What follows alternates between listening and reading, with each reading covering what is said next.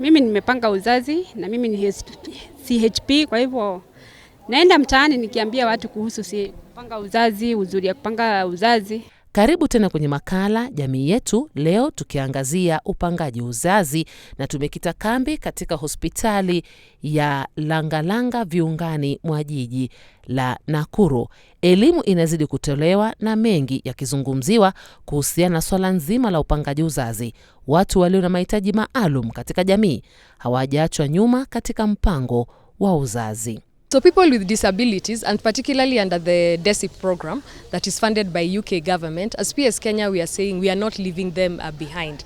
So what we have done is that, number one, we educate healthcare workers so that when people with disabilities come to facilities, or even when they meet in the communities, healthcare workers have that capacity to communicate with somebody who is deaf, somebody who is blind, or somebody who is dumb, in using sign language. So we've trained healthcare workers on sign language, and particularly on contraception.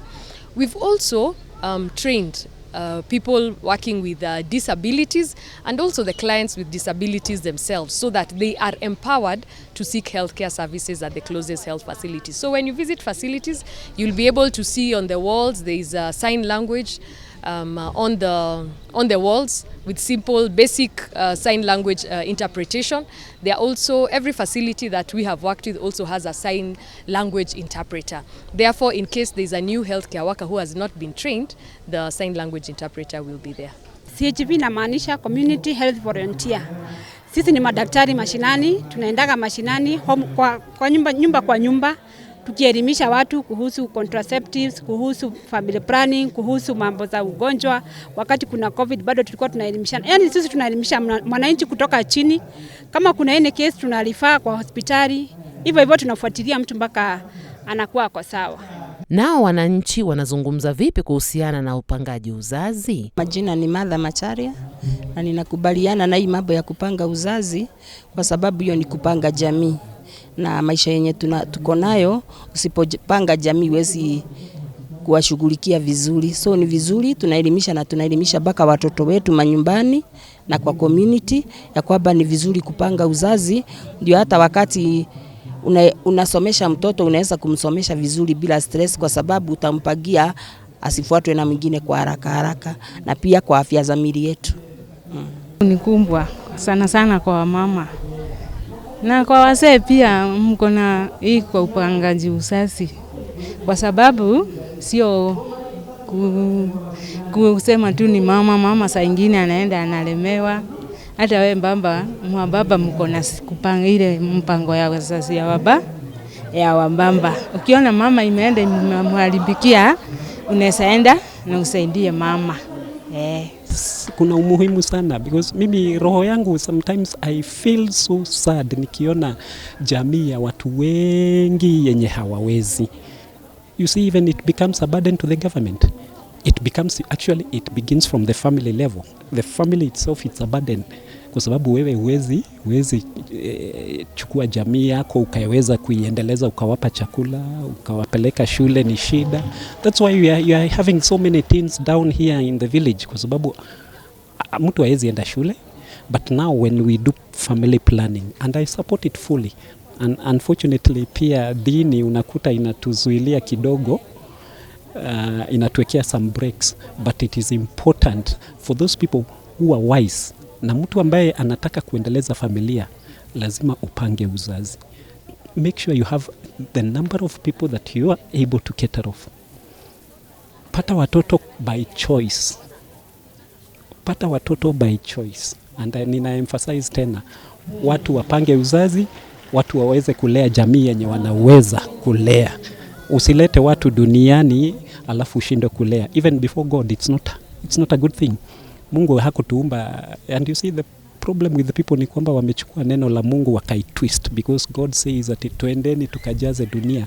So that's a leeway for everybody to do whatever he or she wants. Hapana, wacha tusibadilishe neno la Mungu tukaifit for our own purposes. But let's be wise also, because God expects us to be wise kwa mambo haya.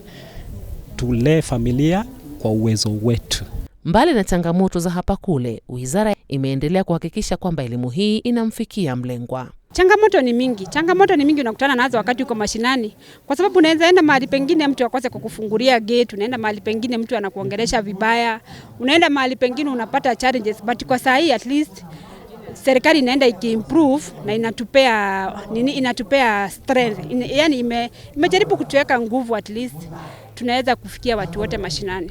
There is what's called a transition plan. The government of Kenya has been getting donor support for a long time, and now we have been classified by the World Bank that we are a lower middle income country. What that means is the country is able to stand on its feet to provide some of the services, specifically the social services, which health is one of them. And therefore, we have a transition plan where government of Kenya is taking over slowly in a progressive manner a lot of other commodities, not just for family planning, HIV, AIDS, malaria, TB. There's a proper transition plan in place, and there are also MOUs and commitments with our partners. That is gradual.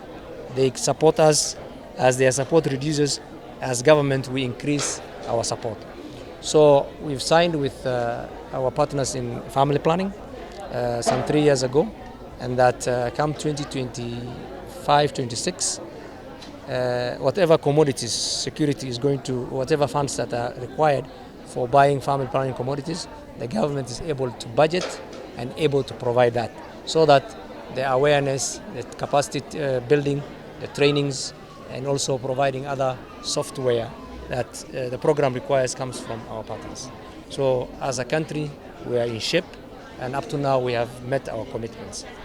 Pia tutajitia bidii kufanya kazi, kwa sababu hii ni kazi moja ya kusaidia community yetu, ili ya kwamba watu wetu waweze kuinuka kutoka chini na kuwa katika kiwango kingine cha kujijua, kwa sababu watu wengine unaenda unapata kuna dini inawazuia kufanya hiyo mpango wa uzazi, lakini tukimwongelesha na tukimwelimisha unapata anakubaliana na sisi na tunamrifaa kwa hospitali na anaenda anaanza. Limit Karo kama tuko na activity ya youth.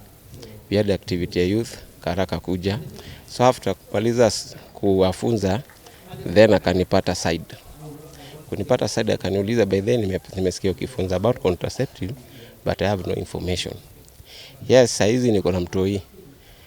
And nilipata kasi juu anything. So due to I don't want to get another kid, what do I do?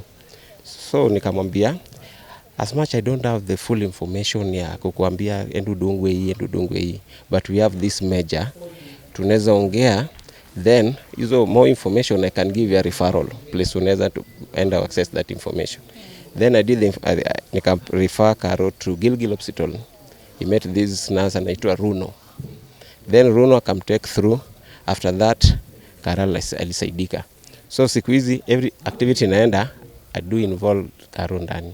Kama vile ninaelewa, kwa maoni yangu, hii ni njia ya kufunza watu jinsi ya upagaji wa uzazi.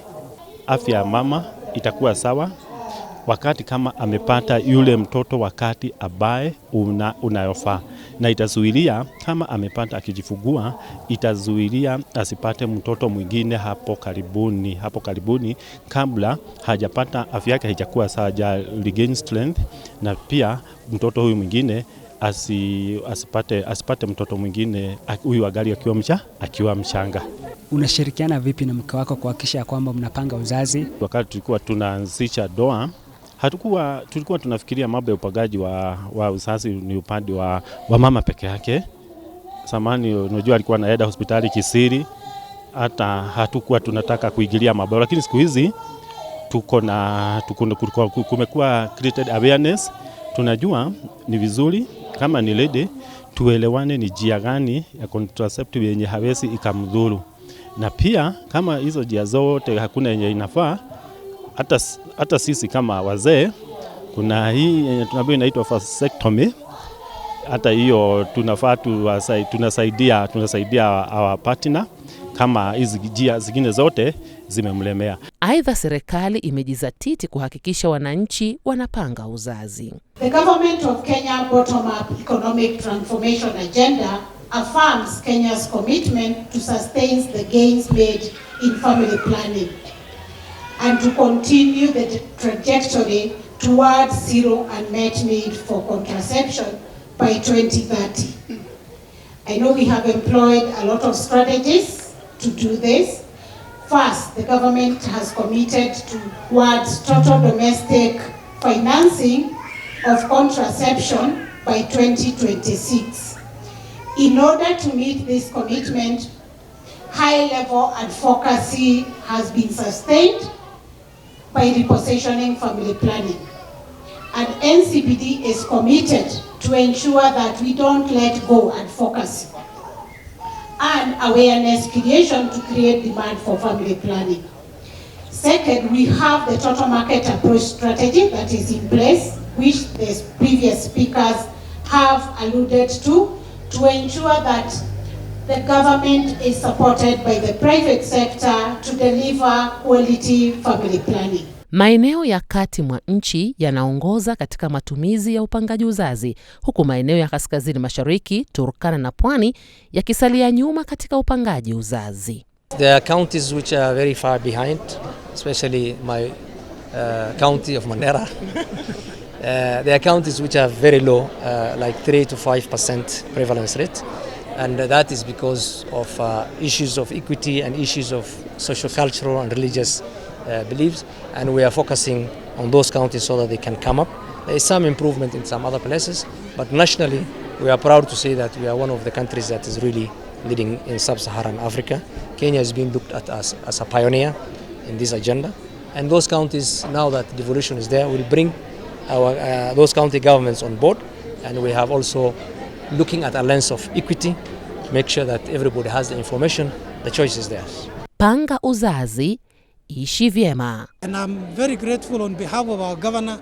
I want to sincerely thank those organizers for choosing Nakuru to hold such a very important event. I really appreciate, and I welcome you any other time to come to Nakuru County. Hamna la ziada siku ya leo kwenye makala Jamii Yetu, ambapo tumesisitiza upangaji uzazi, huku njia zikiwa nyingi za kufanya upangaji uzazi huo, na wanaume wakipewa shime kuungana na wenzao kuhakikisha kwamba tunapanga jamii zetu. Shukrani za dhati pia zimfikie mwanahabari mwenza Vincent Kimutai kwa kuhakikisha ujumbe huu unafikia jamii. Enaeli Mlinga, hadi juma lijalo, kwa heri. Yetu.